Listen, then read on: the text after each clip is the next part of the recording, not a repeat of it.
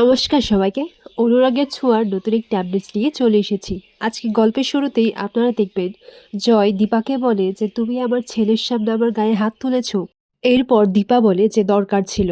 তখন দীপ বলে যে জানো ওরা না আমাকে খুব ব্যথা দিয়েছে, ওরা এরকমভাবে আমাকে ধরেছে যে দেখো আমার রক্তটা তো বসেই গেছে। আর মাসি যদি না থাকতো তাহলে আজকে ওরা আমাকে নিয়ে চলে যেত। মাসি এসেই ওদেরকে এমন মার মেরেছে না যে ওরা ভয়ে পালিয়ে গেছে। এরপর দীপা জয়কে বলে যে তুমি তোমার নিজের ইচ্ছে করতেই পারো, সেনগুপ্ত বাড়ির ছেলেরা তো এটাই করে থাকে। আর তার জন্য যে আমার বোন আর বোনের ছেলের যেন কোনো ক্ষতি না হয়। এরপর দীপা জয়কে বলে যে তুমি বলো না তোমার কত টাকা চাই। এরপর জয় বলে যে তুমি কি করবে জেলে, আর তুমি কি করতে চাইছো, তুমি সাক্ষ্য স্যারের কাছে যাবে ভিক্ষে চাইতে আর নাকি আমার দাদের কাছে যাবে। ওদের গিয়ে তুমি কি বলবে যে আমাকে দুটো ভিক্ষে দাও, আমি জয়কে গিয়ে ভিক্ষে দিয়ে আসি। তোমরা তো সবসময় এরকমই করে গেছো, আমি কিছু পারবো না সেটাই করে আমাকে দাবিয়ে রেখেছো। এরপর দীপা বলে সেই তো তুমি কিছু করতেও পারছো না, তাহলে।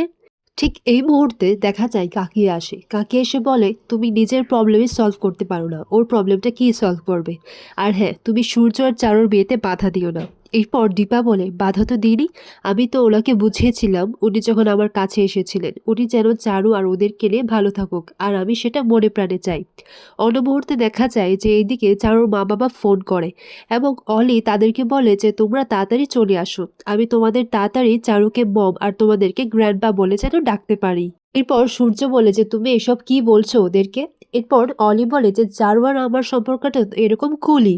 এরপর চারু সূর্যকে বলে এস এস তুমি চিন্তা করো না, আমি তোমাকে যখন কথা দিয়েছি তাহলে আমি এই বিয়েটা করব না, আই প্রমিস। আর হ্যাঁ, আমি একটু এসজির কাছে যাব, ওর কাছে গেলে আমি একটু শান্তি পাই। এরপর চারু পৌঁছে যায় বিগ বং অ্যাপেটাইট রেস্টুরেন্টে। সেখানে গিয়ে দীপার সঙ্গে কথা বলে যে আমার মা বাবা তো আসবে, কিন্তু ওদেরকে আমি কি বলবো যে আমি এই বিয়েটা করতে চাই না, করতে পারবো না, নাকি এস এস এই বিয়েটা করতে চাই না। এরপর দীপা বলে তুমি আগে থেকে এত কিছু কেন ভাবছো চারু, আগে ওদেরকে আসতে দাও, আর সময় না ঠিক সময় রাস্তাটা খুঁজে নেয়, দেখবে সব ভালো হয়ে যাবে।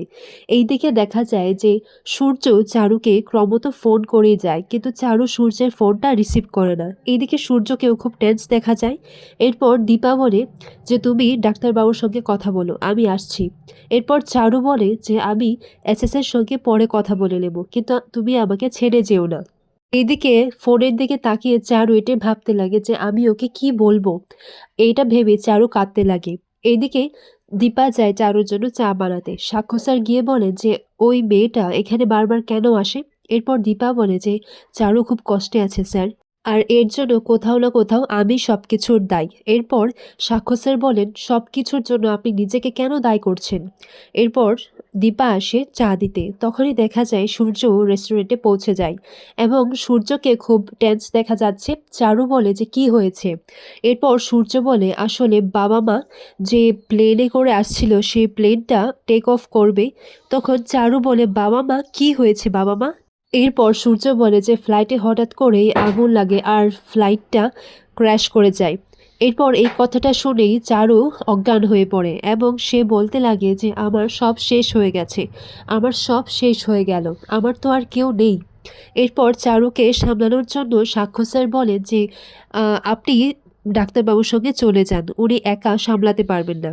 এইদিকে দেখা যায় অলিও জয়কে নিয়ে তার বাড়ি ফিরছে, বলে যে এই ফুলগুলো দিয়ে আমি আমাদের বাড়িটা সাজাবো। এইদিকে দীপা চারুকে সামলাতে লাগে। চারু বলে যে আমি তো কখনো কারোর ক্ষতি করিনি, আমি তো কোনোদিনও কারোর খারাপ করিনি, তাহলে আমার সাথে এরকমটা কেন হলো। আমার তো সব শেষ হয়ে গেছে জি, আমি তো সব হারিয়ে ফেলেছি, আমার তো কেউ নেই। এরপর দীপা বলে যে কেউ কি নেই বলছো, তোমার তো সবাই আছে, তোমার এসএস আছে, তোমার মেয়ে আছে, তোমার কাছে আছে, তুমি একা নও চারু। এরপর সূর্য দীপাকে বলে যে ওকে ওষুধটা খাইয়ে দাও, ও নিজের মধ্যে নেই, পরে বেশি বাড়াবাড়ি হয়ে যেতে পারে। এরপর দীপা চারুকে ওষুধটা খাইয়ে ওকে ঘুম পাড়িয়ে দেয়।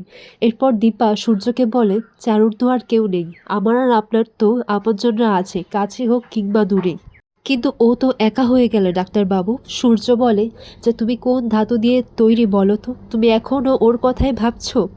আচ্ছা। এরপর দীপা বলে যে ডাক্তারবাবু আমি আর আপনি যে কষ্টটা পেয়েছি সেই কষ্টটা যেন চারু না পান। এরপর দুজনেই কাঁদতে লাগে এবং সূর্য দীপাকে জড়িয়ে ধরে। এইদিকে অলি আর চারুও বাড়ি ফিরে চলে আসে এবং হঠাৎ করে জয়ী ভাবতে লাগে যে না না, এখানে বাবার বিয়ের কথা চলবে আর আমি সেই সব বসে বসে শুনবো, তা কি করে হয়। এরপর জয়ী বলে আমার শরীরটা খারাপ লাগছে, আমি এক্ষুনি বাড়ি যাব। আর এরই মধ্যে দেখা যায় অলি তাদের দুজনকে একসঙ্গে দেখে এবং সূর্য আর দীপা বলতে লাগে যে অলি এসে যাবে, ও এসে ভুল বুঝবে। সূর্য বলে কি ভুল বুঝবে, ও তো এখনো ঠিক আর ভুলটা জানেই না। আর চারুর এরকম অবস্থা দেখে অলির হাত থেকে ফুলগুলো পড়ে যায়। আর এখানেই পর্বটি শেষ হয়।